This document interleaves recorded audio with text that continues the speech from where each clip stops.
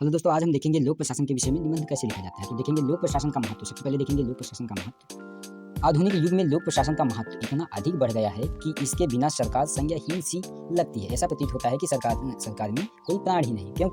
क्यों लगती है भैया, देखते हैं। राज्य की समस्त नीतियों को अच्छे ढंग से साकार रूप देने का जिम्मा प्रशासन के ही कंधों पर है। जो प्रशासन है वो सरकार की समस्त नीतियों को अच्छे ढंग से साकार रूप देने का प्रयत्न करती है या कार्य करती है। सरकार और राज्य के आँख, जो सरकार है उसके राज्य के आँख, कान, नाक, हाथ, यहाँ तक कि मस्तिष्क के रूप में भी लोक प्रशासन कार्यरत है।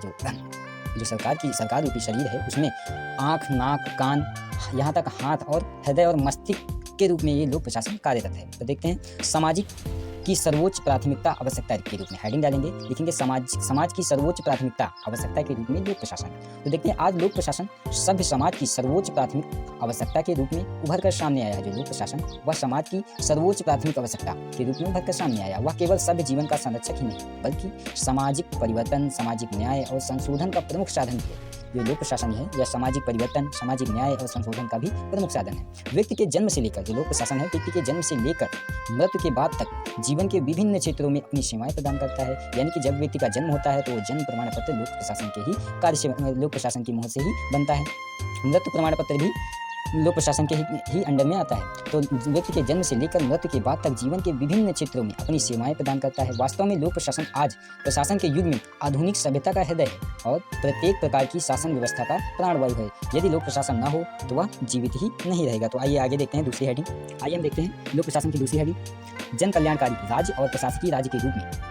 तो जो लोक प्रशासन है, लोक प्रशासन पुलिस राज्य की निषेधात्मक अवधारणा की दीवारों को तोड़ते हुए न सिर्फ जन कल्याणकारी राज्य और प्रशासन राज्य के पड़ाव तक पहुंच चुका है बल्कि इससे भी आगे निकलकर व्यक्ति की आंख से आंसू पहुंचकर उसमें खुशियों की चमक बिखेरता है या बिखेरता दिखाई देने लगा है। स्वयं सभ्यता भी इस पर इतनी अवलंबित हो चुकी है कि प्रोफेसर डोनहम को कहना पड़ा कि यदि हमारी सभ्यता असफल होती है तो ऐसा मुख्यतः लोक प्रशासन के पतन के कारण ही हो सकता है। जो हमारी सभ्यता है वह मानव सभ्यता है वह असफल हो सकती है तो ऐसा मुख्यतः लोक प्रशासन के पतन के कारण ही हो सकती है। अब देखते हैं तीसरी हेडिंग डालेंगे, सामाजिक परिवर्तन के रूप में लोक प्रशासन।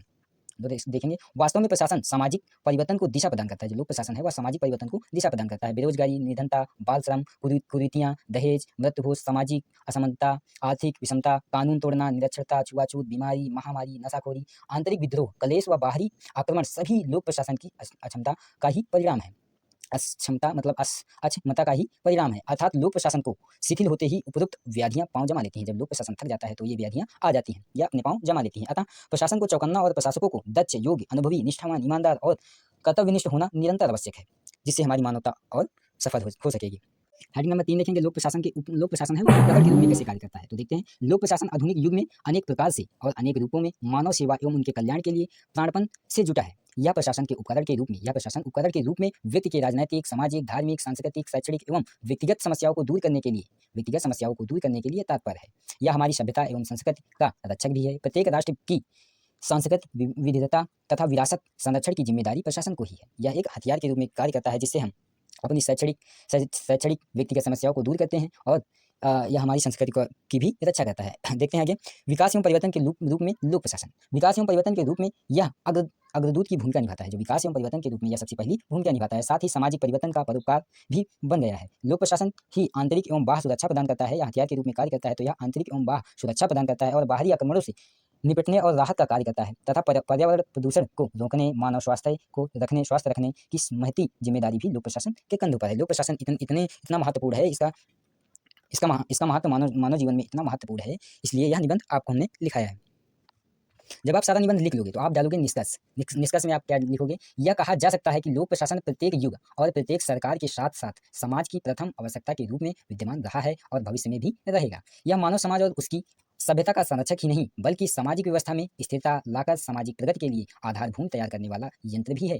लोक प्रशासन देश की एकता और अखंडता को कायम रखने व सामाजिक अराजकता को रोकने वाला एक सैनिक भी है और देश की जनता का कल्याण करने वाला आज्ञाकारी सेवक भी है। अतः किसी भी राष्ट्र के विकास, शांति, व्यवस्था एवं स्थिरता बनाए रखने के लिए योग्य एवं कुशल प्रशासन का होना आवश्यक है। संक्षेप में यदि हम कहें तो कह सकते हैं कि लोक प्रशासन किसी राष्ट्र की प्राणवायु है। जो लोक प्रशासन है यह किसी राष्ट्र की प्राणवायु है, इसके बिना कोई भी शासन जीवित नहीं रह